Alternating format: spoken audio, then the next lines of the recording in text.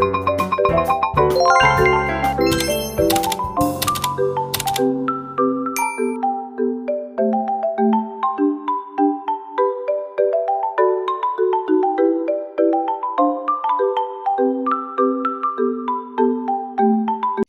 kampung kami sekarang ada jamaah tabligh. Semoga mendengar ya, yang dari Aceh. Ya, lagi ngikuti dari Aceh. Saya di kampung kami sering ada jamaah tabligh. Mereka bilang tidak sempurna iman sebelum keluar 4 bulan, 40 hari, 3 hari untuk berdakwah. Dan katanya wajib mengislamkan orang kafir di muka bumi. Jika tidak, kita nanti di hari kiamat. Memang betul, kita wajib berdakwah, bukan mengislamkan. Yang mengislamkan, memberikan hidayah adalah Allah. Jamaah tabligh adalah akidah yang benar, harus tahu. Jamaah tabligh itu kembali kepada Syekh Ilyas. Syekh Ilyas adalah seorang yang berakidah Maturidiyah dengan madhab Imam Abu Hanifah radhiyallahu anhu. Jadi kalau jamaah tabligh itu adalah tidak berbeda dengan kita di dalam urusan keimanan dan akidah. Dan masyarakat Indonesia yang mengikuti jamaah tabligh secara manhaj adalah manhaj jamaah tabligh Syekh Ilyas. Akan tapi karena di Indonesia mereka mohon tetap Anda bermadhab Imam Syafi'i. Sebab Syekh Ilyas tidak pernah memaksa orang yang madhab Syafi'i belajar madhab Imam Abu Hanifah.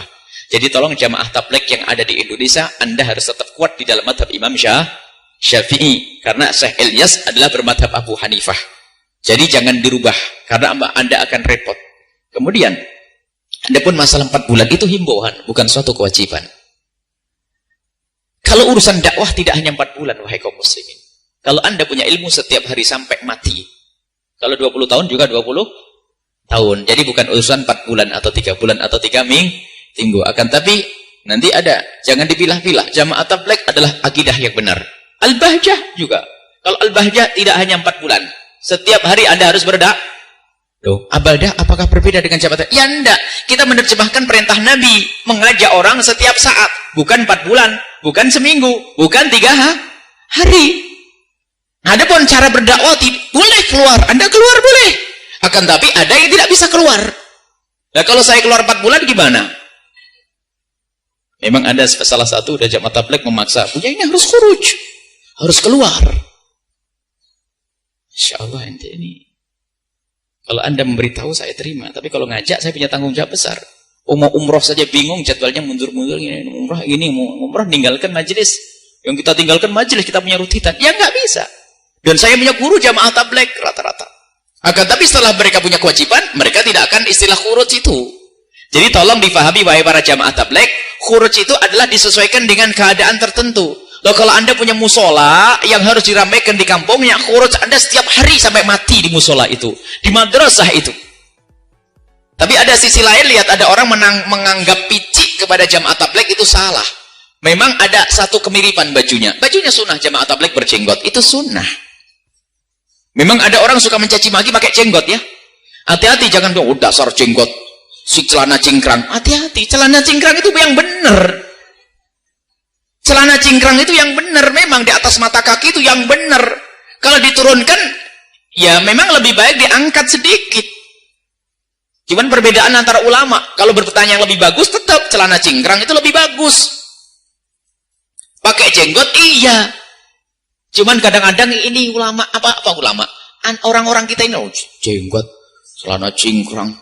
Oh, enggak, subhanallah, enggak jenggot, Masya Allah. Ada orang dikasih jenggot, ini tidak dikasih jenggot. Kasih jenggot mau dipaksa ini ya nggak bisa ya.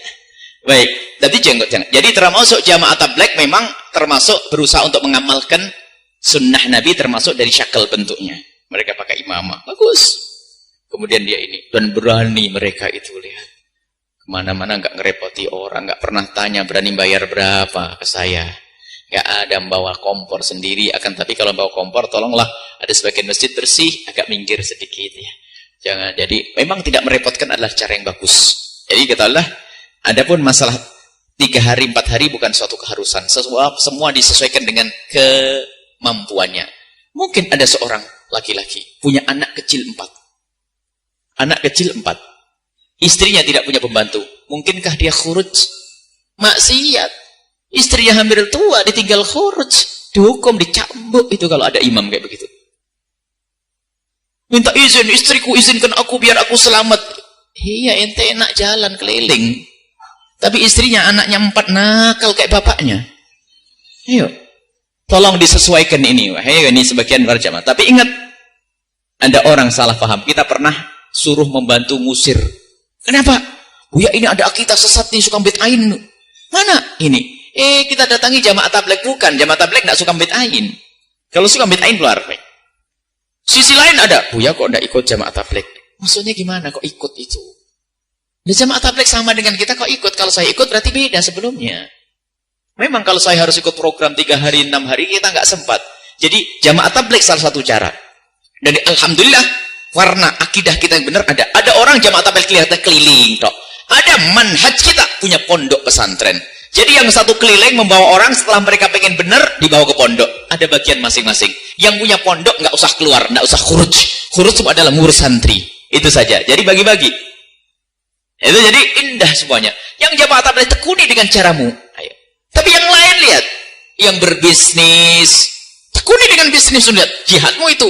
Tapi bisnis untuk apa? Untuk yang dakwah itu dibiayai, yang jamaah tabligh dibiayai, yang pondok dibiayai. Anda kerjaannya masing-masing.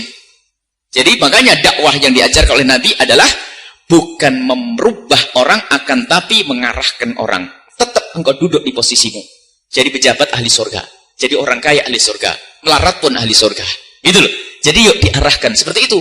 Bukan harus ikut nanti. Terus ini seorang manajer sebuah perusahaan yang berjuang untuk Islam, khuruj 4 bulan. Bubar. Jadi tolong ya, agak lentur sedikit. Kita membaca sejarahnya Syekh Ilyas. Syekh Ilyas sangat lembut, wali besar. Dan termasuk karomatnya Syekh Ilyas, itu adalah dakwahnya jamaah tabligh kemana-mana. Tapi tolong pengikut jamaah tabligh harus paham. Bukan sekedar, ada namanya mabrur, tertipu dengan kelompok.